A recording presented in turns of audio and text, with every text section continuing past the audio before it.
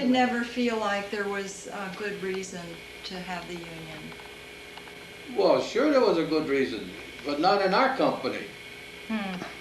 A lot of these other outfits, you know, they were just like when I was working at King Cold. Yeah. This guy ran that place the way to suit himself.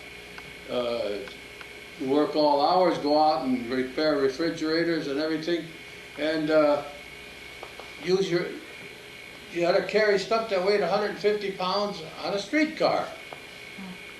I mean, there's a place that needed a union, but not at Tractor Works. Tractor Works, we had a very good job over there. The pays were good.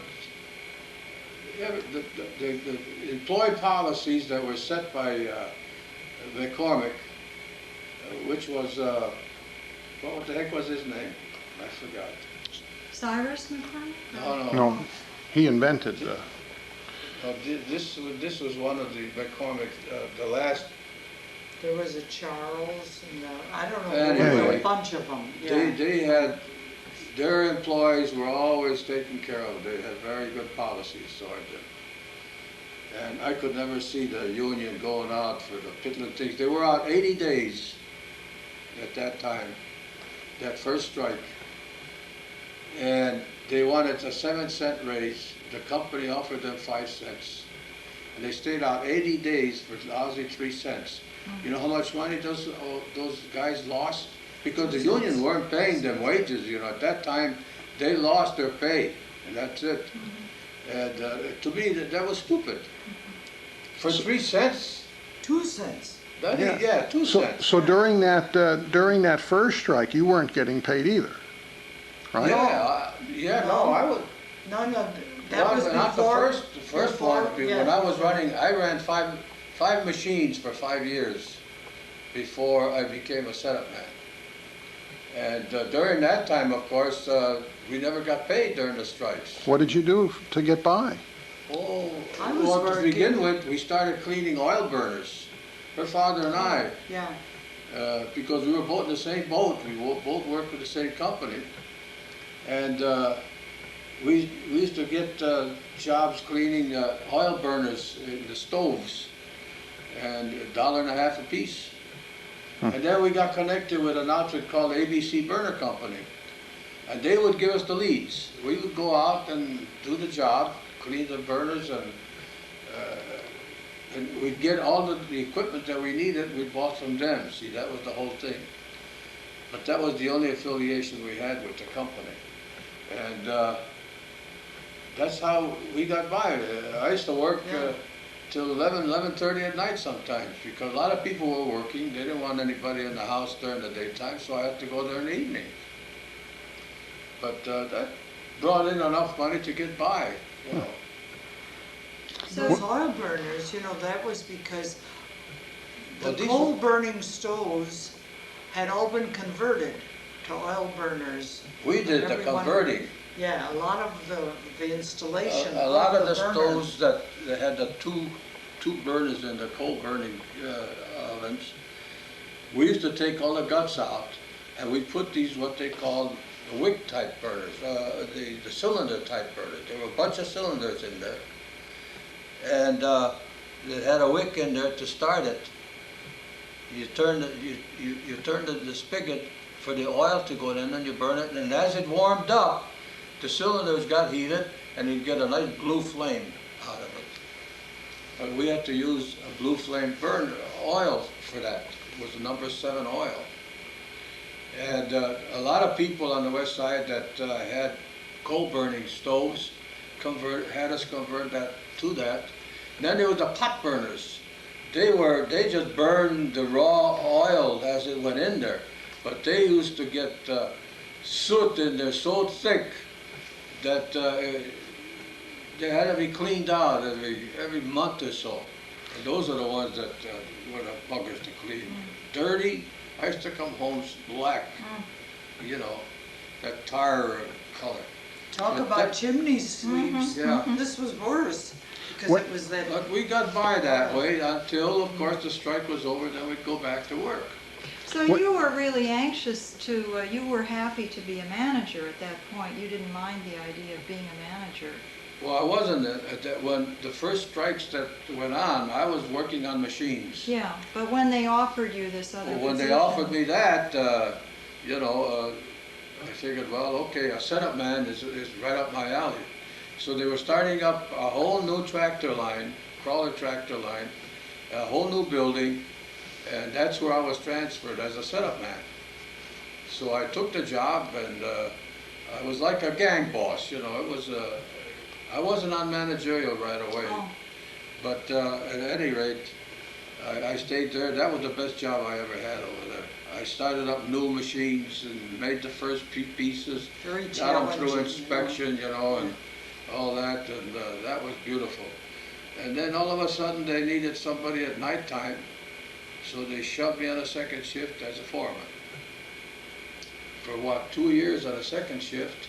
That was what, 4 o'clock you started work, or Yeah, 4 to midnight, 4 or? o'clock to To midnight. midnight, yeah, And then, for 5 years, they had me on the third shift. yeah. That was when you were growing up. That's I used awful. to have to be in there at 11 o'clock and to 8 o'clock in the morning. Wow. That was long. 5 years you worked at the night 7 shift. years altogether. And Dan and Laura used to come over and play cards with us in the evening. And then at 10 o'clock, he'd drive me to work. Yeah.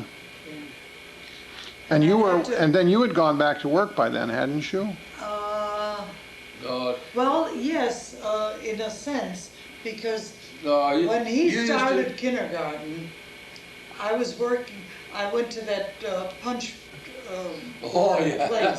But that was just the hours that you were in school, because I'd come and get you at lunch, and then we'd have lunch together, and then I'd take you to school, and I'd go and work a couple of hours, then I'd pick you up again. So it was kind of that type of deal. Now, that punch board factory was right next to Pickard School, wasn't it? Yes, uh-huh, Practically, yeah. right, yeah, right, Right in that was the Kuppenheimer building, we used to call it. yeah. Now, did Bob go to the Pickard School? Oh, yeah. Absolutely. We went to Sure. Pickard School. Same teachers until- we had. Until we moved to Brookfield, Yeah. in 1949. I had the same teachers, some of the same Some of the teachers? teachers, yes. sure, Miss Kravanek, Slager? Slager. Miss But Schla- Mrs. Ryan wasn't there anymore. No. Miss Schlager's the one that wouldn't let me go to the bathroom, so I had to pee in my pants. And Miss Schlager wouldn't, Slager. second grade. She's the one that used to go, No. That was That's Slager. not the one I'm thinking of. She was a very attractive Irish that was O'Connell. woman. oh, Slager. Slager. I'm Slager. talking about Oh, Schrager. I remember it as Schlegel. Schrager, yeah. Anyway, I think it was in first or second grade, I had to go to the bathroom and she wouldn't call on me and I peed in my pants.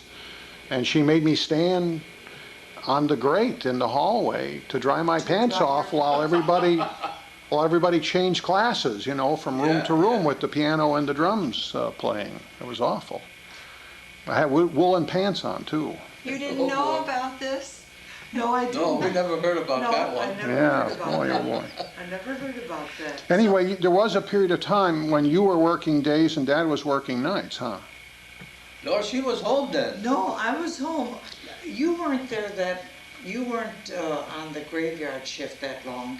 The 5-year span covered both Both the- shifts, okay. Yeah, both shifts. When you Well, were on what did you do at the evenings punch and so press, on. at the punch board factory? At the punch board factory, what the heck was I? No, you know the facing? Yeah, The punch boards, they came, let's say, to my table, and then I had to line up the face the printed, to the holes. to the holes, yeah, and then pass them back, and there was a colored man with a huge press that came down and pressed this face and punch board, so that then all they had to do was We had a punch Punch board. We number. have it still, it's in Pine Mountain. Now, what were those Oh. used for exactly?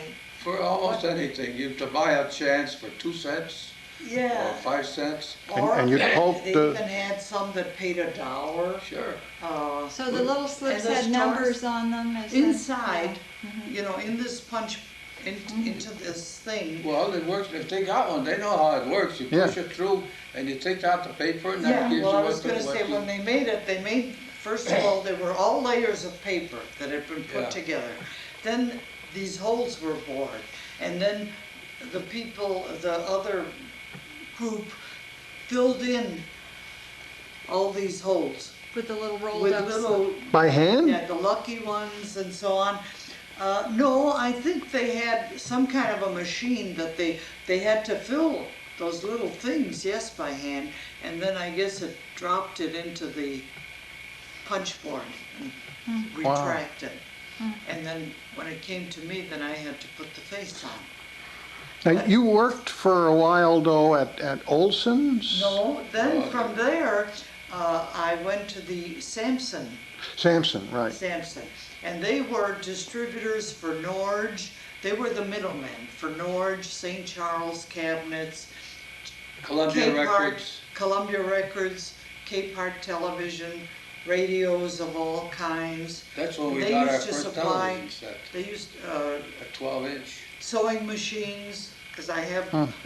the That sewing. sewing machine is what she bought when she was working Yeah. there. Wow. And, Now, what about the war? I mean, was there anything about Well, at World this- War Well, the II? war was responsible for us having only one kid. Yeah, Because because he was born in 39. I had been classified as 1A. And only through the company I was able to get deferred. And it was So only periodically, they would call, call me in, Call 'em and in. if I hadn't been on the same job, a setup man, mind you. Managerial didn't mean anything to them. But the setup man, that was essential to the war effort. then that would make you a And that- 2B.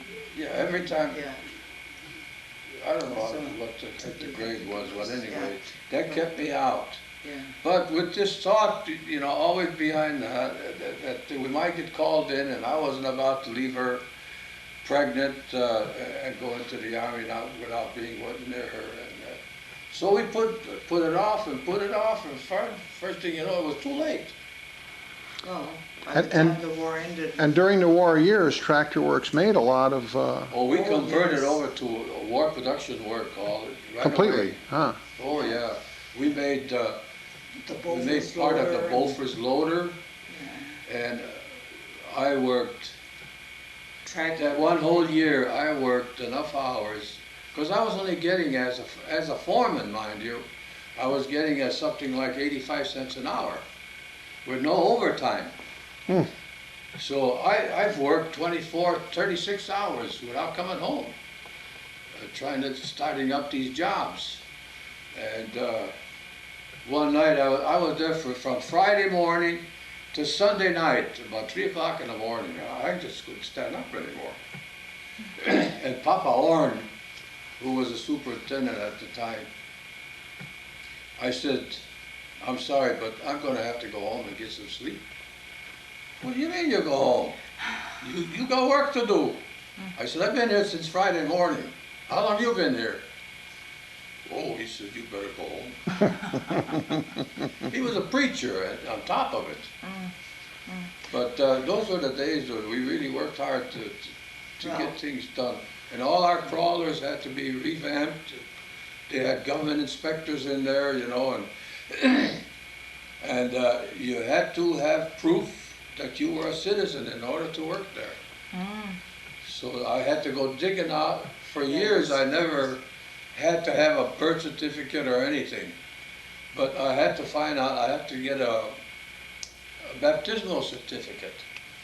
And since St. Michael's Church, I was born 2 doors away from there, they wouldn't baptize me when I was a kid. Why? Because my father didn't go to church. Oh, So my mother did, but not my father. So eventually they took me to a church on Forker Street, which is on Halsted. Near that house that you were working with, the kids' drama schools. Oh, Adams, Adams Center. Jane Addams. The Jane Addams Center. Jane Addams house, the Yeah. Hull House. Hull House. This was a church right by there, right near there. So the guy had my record.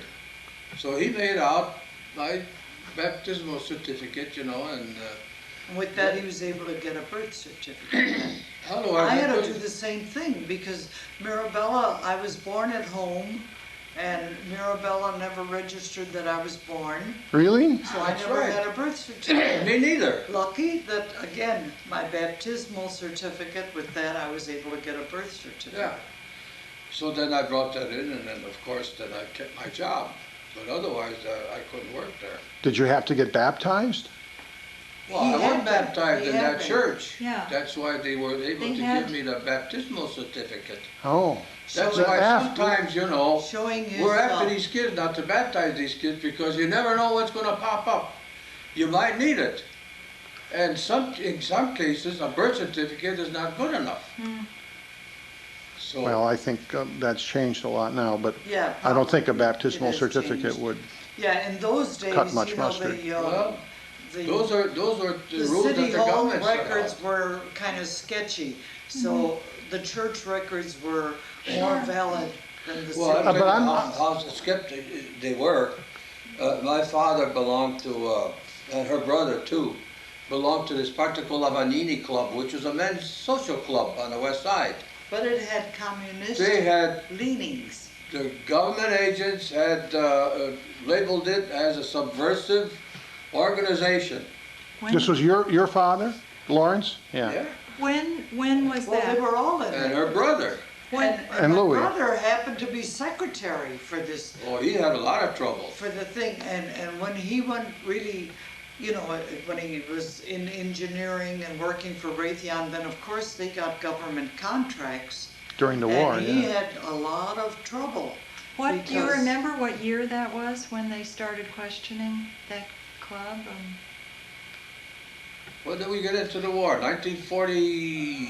I think One, in 42? 40, yeah, I was gonna 41. say 41 Yeah, and 41. 42, That's they right. were very, very, Oh, some of those government agents were So- really something else. yeah. Did Because you I know- remember in 42, Louis had to go to work.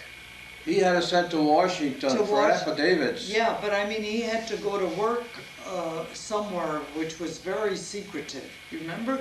He had to go and he had to stay there. Well, because they were designing They were designing towers for the something for. radar towers. Yeah, and I don't remember exactly what it was, except that it was so hush-hush, and his clearance had to be absolutely tops. And because he had been secretary for this Spartaco Lavanini Club, he had a great deal of trouble.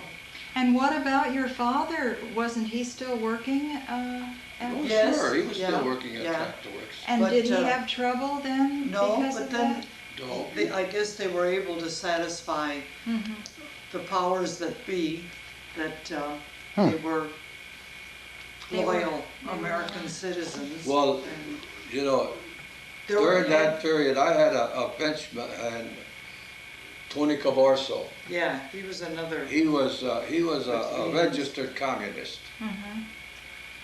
And I got called in by the FBI because he was working for me. They wanted to know how this man conducted himself. Is he active in, in propaganda and all this sort of stuff? And absolutely not. Tony was a wonderful worker. When he was on the job, he was on the job. What he did outside, I didn't know. In fact, I never knew about that.